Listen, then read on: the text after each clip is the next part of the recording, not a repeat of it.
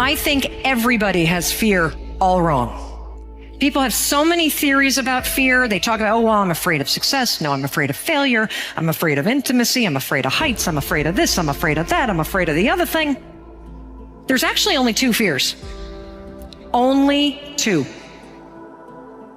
Life is about persuading people. Life is about influencing people.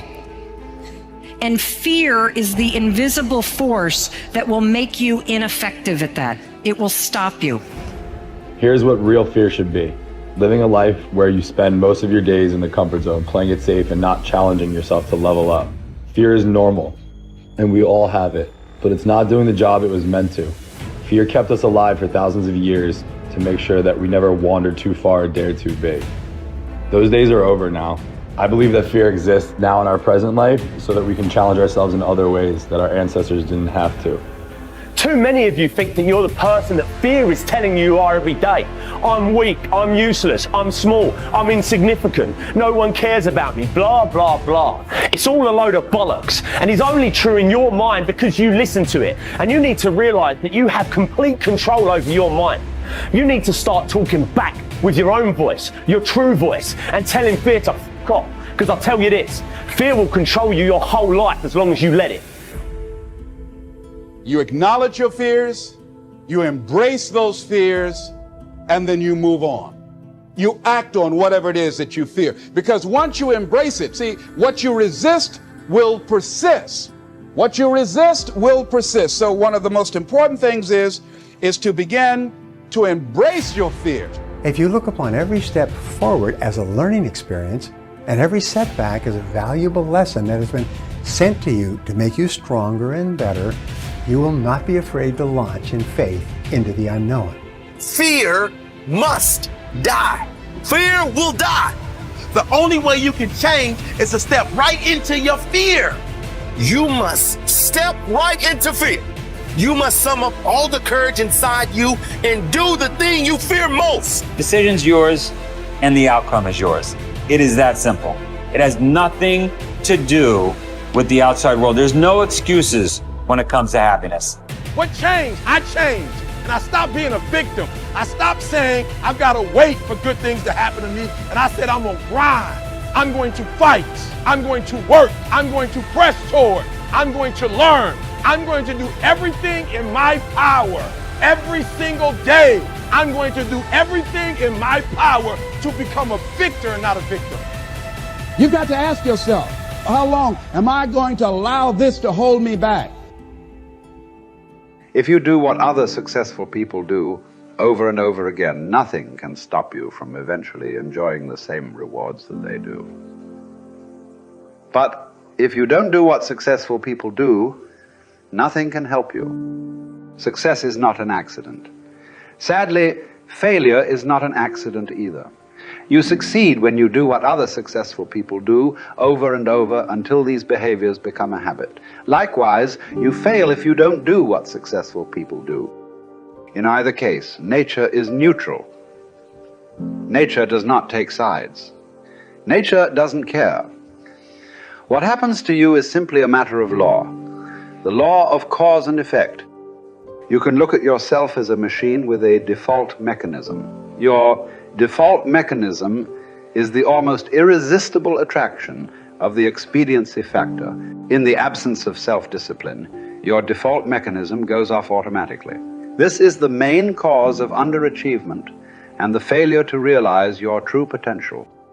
When you are not working deliberately, consciously, and continuously to do, be, and have those things that constitute success for you, your default mechanism is at work.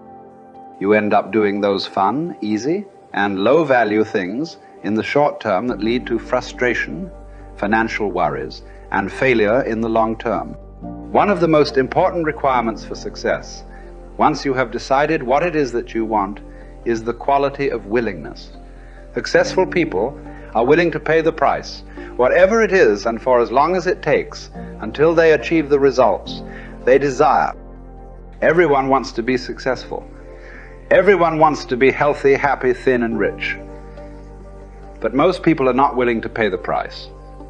Occasionally, they may be willing to pay the price, but they are not willing to pay the whole price.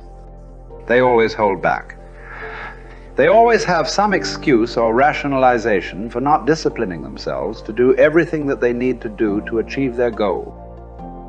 How can you tell when you have paid the full price of success? It's simple. Look around you. There it is. You can always tell how much of the price of success you have paid by looking at your current lifestyle and your bank account. By the law of correspondence, your outer world will, like a mirror, always reflect the person you are and the price you have paid on the inside. There are 7 simple steps that you can follow to set and achieve your goals faster. There are more complex and detailed goal-achieving methodologies, but this 7-step method will enable you to accomplish 10 times more than you've ever accomplished before, and you will do so far faster than you can currently imagine. Step 1. Decide exactly what you want. Be specific. If you want to increase your income, decide on a specific amount of money rather than to just make more money. Step 2.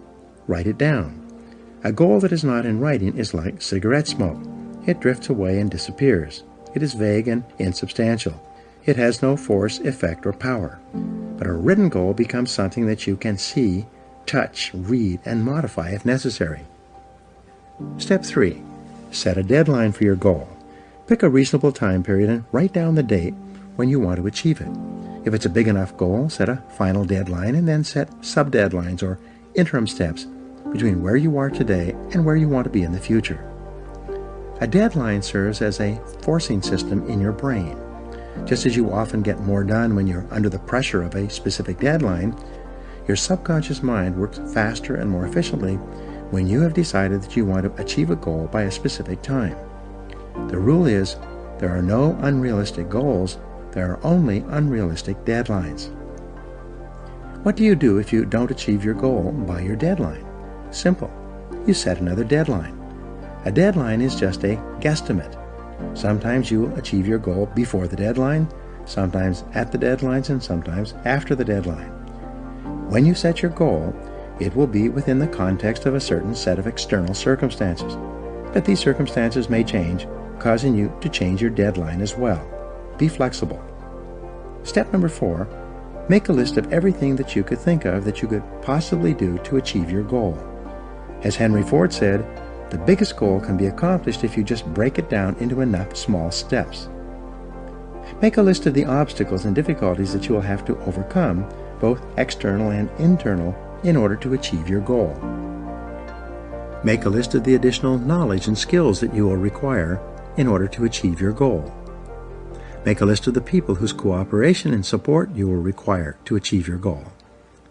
Make a list of everything that you can think of that you will have to do, and then add to this list as new tasks and responsibilities occur to you.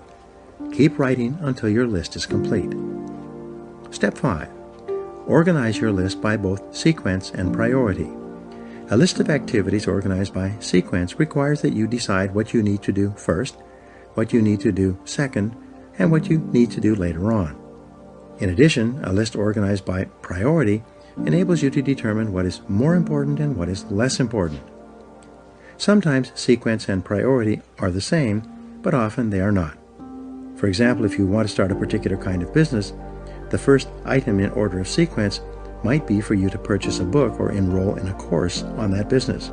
But what is most important is your ability to develop a business plan based on complete market research that you can use to gather the resources you need and actually start the business you have in mind.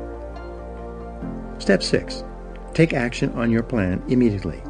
Take the first step, and then the second step and the third step. Get going, get busy, move quickly, don't delay. Remember, procrastination is not only the thief of time, it's the thief of life. The difference between success and failures in life is simply that winners take the first step. They are action-oriented. As they said in Star Trek, they go boldly where no man has ever gone before. Winners are willing to take action with no guarantees of success. Though they're willing to face failure and disappointment, they're always willing to take action as well. Step 7. Do something every day that moves you in the direction of your major goal. This is the key step that will guarantee your success. Do something 7 days a week, 365 days a year. Do anything that moves you at least one step closer to the goal that is most important to you at that time.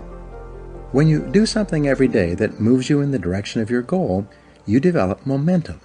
This momentum, this sense of forward motion, motivates, inspires, and energizes you. As you develop momentum, you'll find it increasingly easy to take more steps towards your goal. In no time at all, you will have developed the discipline of setting and achieving your goals. It will soon become easy and automatic. You will soon develop that habit and the discipline of working toward your goals all the time.